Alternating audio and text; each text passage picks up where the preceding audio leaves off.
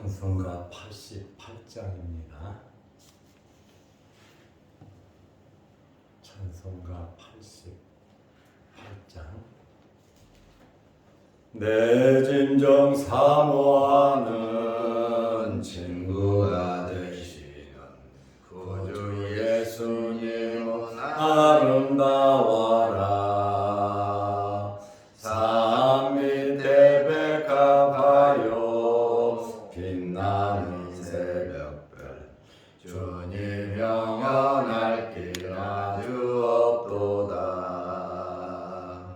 내 마음이 아플 적에 큰 위로 되시며 나 괴로울 때 좋은 친구라.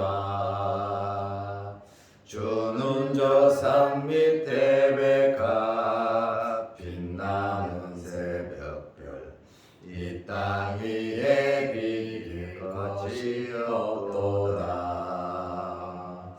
내 맘의 모든 염려, 이 세상 고락도 주님 항상 같이 하여 주시고, 시험을 당할 때에 악마의 계교를 적심을 잃지사 나를 지키네. 온 세상 날 버려도 주 예수 안 버려 끝까지 나를 돌아보시니. 주는 저 산 밑에 백합 빛나는 새벽별, 이 땅 위에 비길 것이 없도다. 내 마음을 다하여서 주님을 따르며 길이 나를 사랑하리니. 물불이 두렵지 않고 창번도 없네. 주는 높은 산성 내 방패시라. 내 영혼 먹이시는 그 은혜 누리고 나 진리 주를 뵙기 원하네. 주는 저 산 밑에 백합 빛나는 새벽별, 이 땅 위에 비길 것이 없도다.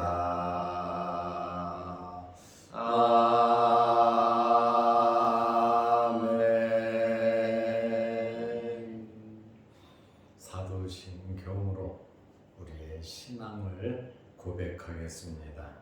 전능하사 천지를 만드신 하나님 아버지를 내가 믿사오며 그 외아들 우리 주 예수 그리스도를 믿사오니, 이는 성령으로 잉태하사 동정녀 마리아에게 나시고 본디오 빌라도에게 고난을 받으사 십자가에 못 박혀 죽으시고 장사한 지 사흘 만에 죽은 자 가운데서 다시 살아나시며 하늘에 오르사 전능하신 하나님 우편에 앉아 계시다가 저리로서 산 자와 죽은 자를 심판하러 오시리라.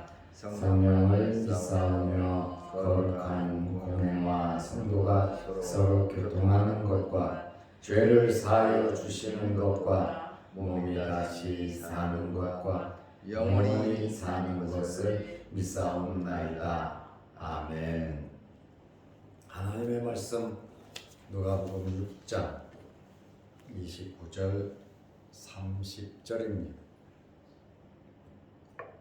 너희 이 뺨을 치는 자에게 저 뺨도 돌려대며 내 겉옷을 빼앗는 자에게 속옷도 거절하지 말라. 내게 구하는 자에게 주며 내 것을 가져가는 자에게 다시 달라 하지 말며. 아멘. 30절 말씀까지 보았습니다. 예수님께서 듣는 자들에게 말씀을 하셨습니다. 27절에 그러나 많은 박해도 있고 어려움도 있지만 예수 이름 때문에 고난을 당하지만 그러나 너희 듣는 자에게 내가 이르노니 듣는 자 말씀을 듣고 순종하는 자 우리 성도들에게 하시는 말씀입니다. 어제 말씀드린 것처럼 너희 원수를 사랑하라. 원수라고 하면 나에게 피해와 손해를 끼친 엄청나게 고통을 준 사람을 원수라고 합니다. 그러나 이 원수를 사랑하고 둘째로는 너를 미워하는 자에게 잘해줘라. 선대하라고 말씀하셨고 28절에 보면 저주하는 자를 축복하고 모욕하는 자를 위하여 기도하라. 어제 이렇게 역설적인 말씀을 하셨습니다. 최고의 복수는 잘해주는 겁니다. 최고의 복수는 사랑하는 겁니다. 최고의 복수는 용서하는 겁니다. 그리고 오늘은 이어서 예수님께서 하시는 말씀인데 상대방이 좋은 사람이든 나쁜 사람이든 원하는 것이 있으면 그 이상 그냥 다 줘버리라고 말씀을 하시는 거 맞습니다. 어떻게 보면 굉장히 바보같이 사는 것이죠. 그러나 주님의 이 말씀은 바보 같은 말씀이 아니라고 하는 말씀입니다. 누가복음 6장 29절에 너의 이 뺨을 치는 자에게 저 뺨도 돌려대며 뺨을 친다. 귀싸대기를 갈기는 것을 가리키지 않습니까? 우리가 살아가면서 사람들 앞에서 뺨을 맞는다. 정말 상상하기도 싫은 그러한 환경이거든요. 뺨을 맞는다. 그런데 이 뺨을 치는 자에게 저 뺨도 돌려대라. 오른쪽 뺨을 치면 왼편도 돌려대. 왼편 뺨을 치면 오른쪽도 때리라고 돌려주라고 예수님께서 말씀하고 계십니다. 뺨을 맞았다. 이거 굉장히 열받는 일이거든요. 뺨을 맞았다고 하는 것은 정말 수치스럽고 엄청나게 모욕을 당한 겁니다. 그럼에도 불구하고 저 뺨 반대편 뺨도 돌려대라고 예수님께서 말씀을 하고 계십니다. 예수님도 뺨도 맞으셨고 얼굴에 침도 뱉었고 벨의 별 모함도 다 받으셨고 그러나 예수님은 오히려 그들을 용서하고 그들을 위해서 기도하고 예수님께서는 십자가에 달려 돌아가셨습니다. 친히 말씀하시고 예수님께서는 실천하신 것을 우리는 알 수 있습니다. 이 뺨이라고 하는 헬라어 단어를 보면 시아곤이라는 말입니다. 시아곤, 뺨. 그런데 이 뺨이라고 하는 이 단어를 보면 턱이나 턱뼈를 의미하는 단어입니다.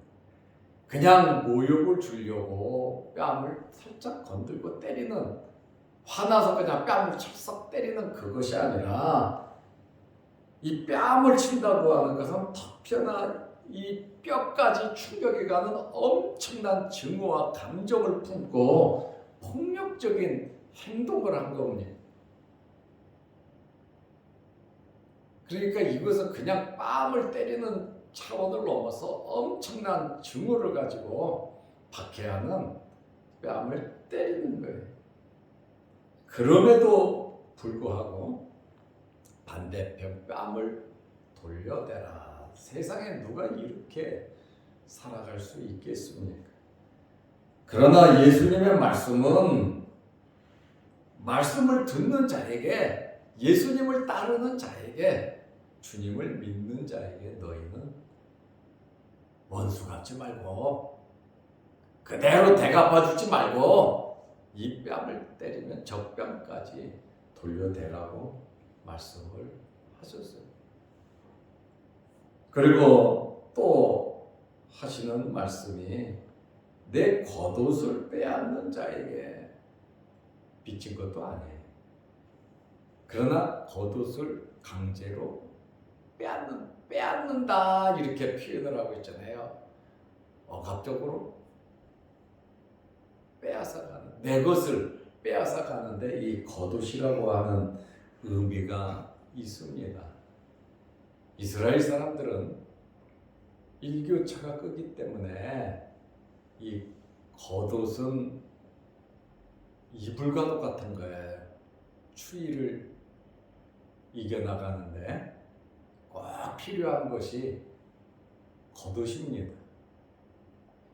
그런데 이 돈이 없어서 겉옷을 저당 잡았다가도 밤이 되면 가난한 자에게 다시 돌려줬다가 하룻밤 자고 나면 다시 그 겉옷을 저당하더라도 이게 율법이거든요. 추워서 잠 못 자게 하는, 아무리 빚을 졌어도 추워서 잠 못 자게 하면 안 된다는 거예요. 그러니까 저녁에는 추우니까 겉옷을 돌려줬다가 그 다음날 다시 겉옷을 저장 잡더라도 그렇게 하라고 말씀을 하고 있는데, 이것은 내 겉옷을 빼앗는 자에게, 이 겉옷을 빼앗는다고 하는 것은 모든 것을 빼앗아 가는 겁니다. 노상 강도주의, 약탈에 가면 강제적으로 빼앗는 거죠. 이렇게 빼앗길 만한 환경, 예수 때문에, 예수를 믿는 것 때문에, 하나님의 말씀대로 살아가다가 뺨도 맞고 하나님 말씀대로 살아가다가 복음을 전하다가 주를 위해서 살다가 박해가 있어서 내 겉옷을 빼앗는 자에게 그냥 속옷도 거절하지만 속옷까지 다 줘버리라고 하는 아주 굉장히 역설적인 말씀을 하시고 계십니다. 예수님 때문에 모욕과 폭력을 당하지만 참고 견디고 살아가라고 하는, 어제 말씀드린 것처럼 최고의 복수는 사랑이다. 다 주라는 거예요. 누구를 바라보고요? 하나님을 바라보라는 거예요. 하나님은 불꽃 같은 눈으로 모든 것을 다 지켜보고 계시는 분이시고 너 행한 그대로 충분히 보상해주고 갚아주시는 분이 하나님이십니다. 우리가 말씀 붙잡고 하나님 말씀대로 살아가면서 때로는 뺨도 맞고 때로는 겉옷도 빼앗길 수도 있습니다. 아마 이런 일이 예수 때문에 생긴다면 그래도 예수님을 따를 사람들이 몇 명 정도 되겠습니다. 그러나 예수님께서는 역설적으로 지금 너희는 이렇게 살아라.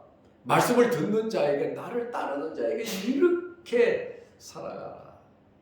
이러한 예수 그리스도의 이 사랑의 정신을 가지고 우리가 가정생활, 교회생활, 사회생활을 하면 얼마나 하나님께서 기뻐하시겠습니까?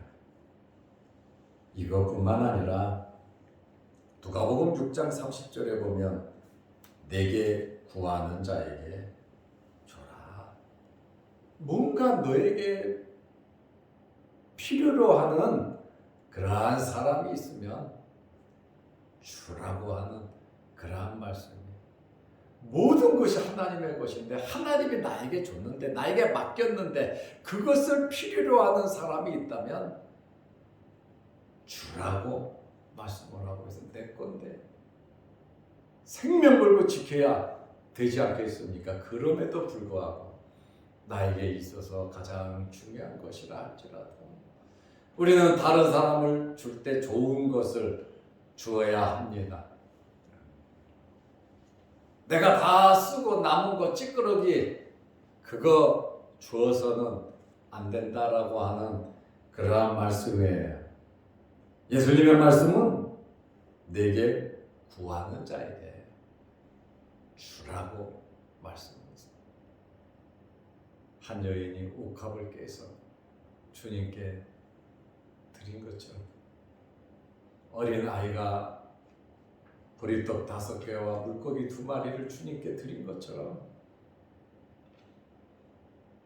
우리는 필요로 하는 사람들이 있다면 구하는 자에게 주며 그 다음에 내 것을 가져가는 자에게 가져간다. 이게 참 기분 나쁜 이야기죠. 내 것을 가져가는 자에게 다시 달라고 하지 말라고 말씀을 하고 있습니다. 핍박 시에 어려움을 당하는 예수님의 이름 때문에 우리가 세상에서 이런저런 그런데 우리에게 있어서 가장 중요한 게 뭡니까? 생명 아니겠습니까? 목숨보다 더 중요한 것이 무엇이겠습니까? 목숨이라도 상대방이 원하면 그것을 주라고 하는 그러한 말씀인데 어떻게 이렇게 살아갈 수 있겠습니까? 주님의 말씀은 무조건적인 사랑을 실천하라는 겁니다. 무저항주의죠. 핍박 시에 어려움을 당할 때 불구덩으로 뛰어들어가라는 이야기는 아니에요.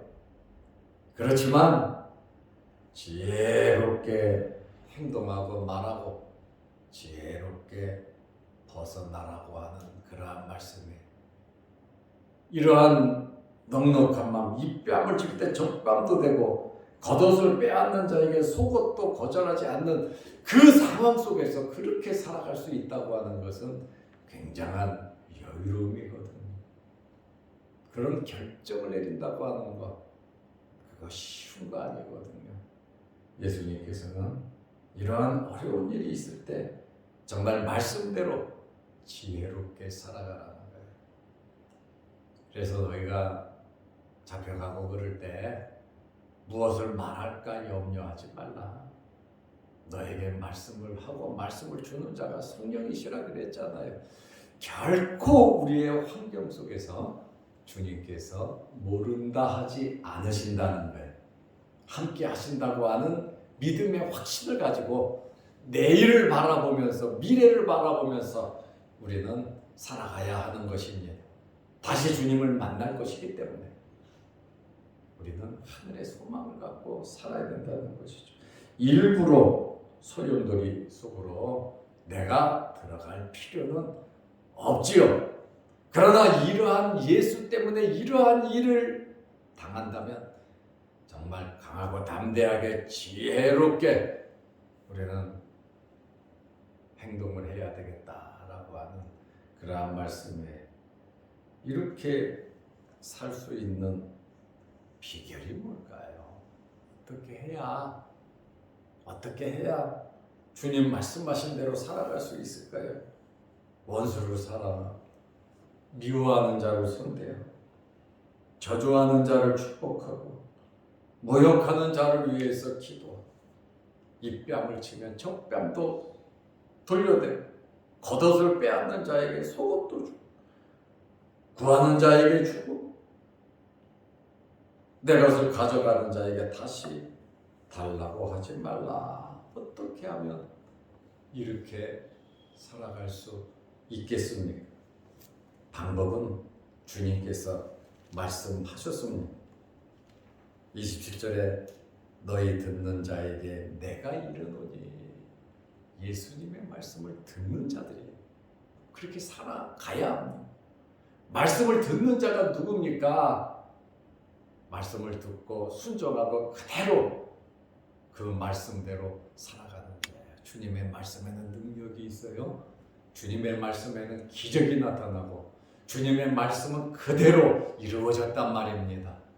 그러므로 말씀을 듣고 그 말씀대로 우리가 이것을 실천하면서 살아간다면 능히 주님 말씀대로 살아갈 수 있다. 말씀을 들어야, 믿어야 이렇게 살아갈 수 있는 것입니다. 이렇게 살아갈 수 있는 비결은 하나님을 바라보면서 살아갈 때 가능합니다. 우리가 미래를 바라보고 아버지의 나라를 생각하면서 살아갈 때 우리는 주님의 말씀을 실천하면서 살아갈 수 있어요. 내 것이 있고 내 욕심이 있으면 이렇게 살 수 없습니다. 모든 것이 주님의 것임을 인정할 때 가능한 겁니다.